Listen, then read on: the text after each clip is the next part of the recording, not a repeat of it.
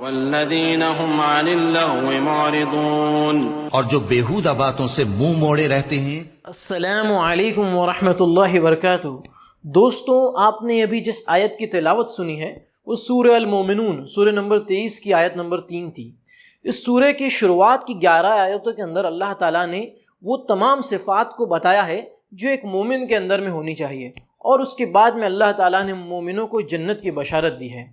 آج ہم جس صفت کے بارے میں بات کرنا چاہتے ہیں وہ صفت ہے لغو۔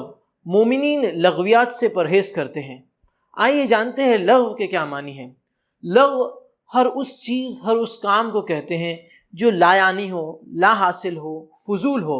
ہر مسلمان کا، ہر مومن کی زندگی کا ایک مقصد ہوتا ہے، اسے اللہ تعالیٰ کے سامنے مرنے کے بعد میں جواب دینا ہے۔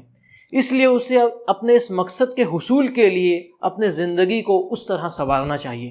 مومن کی مثال ایک اسٹوڈنٹ کی طرح ہے جو اپنے ایگزام ٹائم کا پراپر اگر یوٹیلائز کرے تو وہ ایگزام کے اندر میں سرخرو اور کامیاب ہو سکتا ہے، لیکن جو اسٹوڈنٹ ایگزام ٹائم میں یہاں وہاں دیکھنے میں اپنا وقت گنوا دے تو وہ ایگزام میں بھی ناکام ہوگا۔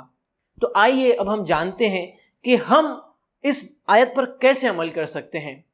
سب سے پہلے تو ہمیں ہماری زندگی کا، ہمارے دن کا جو شیڈول ہے اس کے اندر آئیڈینٹیفائی کرنا ہوگا کہ ہم کون سے کام لغو کر رہے ہیں، اور ان سارے لغو کام کو ہمارے زندگی سے نکالنا ہوگا۔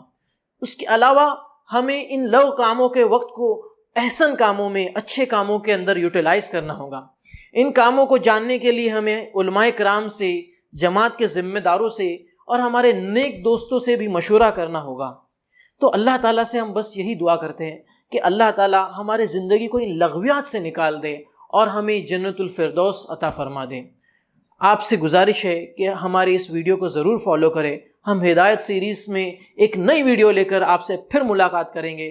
تب تک کے لیے جزاک اللہ خیر۔ السلام علیکم ورحمۃ اللہ وبرکاتہ۔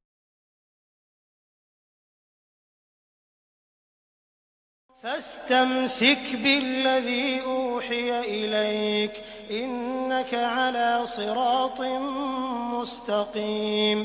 پس تمہاری طرف جو وحی کی گئی ہے اس پر مضبوطی سے جمے رہو، بے شک تم سیدھے رستے پر ہو۔